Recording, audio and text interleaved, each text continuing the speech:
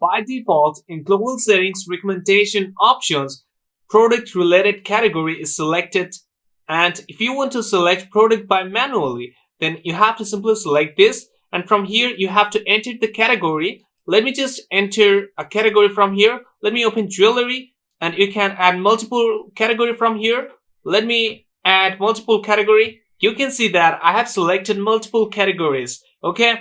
And from here, you can also select tags. Okay. You will get a list of tags that you have added from your product list. Okay. But I'm not adding any tags, so that I'm keeping this blank.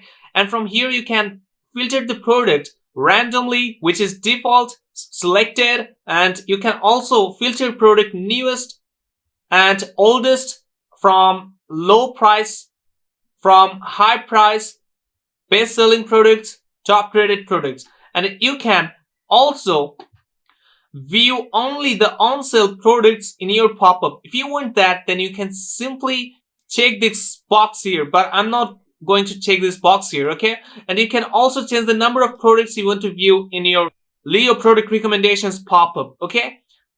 And after that, what you actually have to do is simply click on save settings, and from product list, you can see that I have opened here the product list, and let's open some product which actually don't have recommendations individually. Let me just open this product in a new tab, and let's view one by one. And let me just scroll down, and you can see that I didn't add any heading, or I didn't also recommend any product from here. Okay.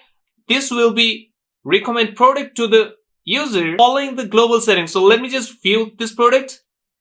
From here, simply click on add to cart, and you can see that in this pop-up, product is coming by following global settings manual recommendation options. You can see that this heading is actually coming from here. Actually, this is the heading is showing exactly here. That's all for global recommendations manual options.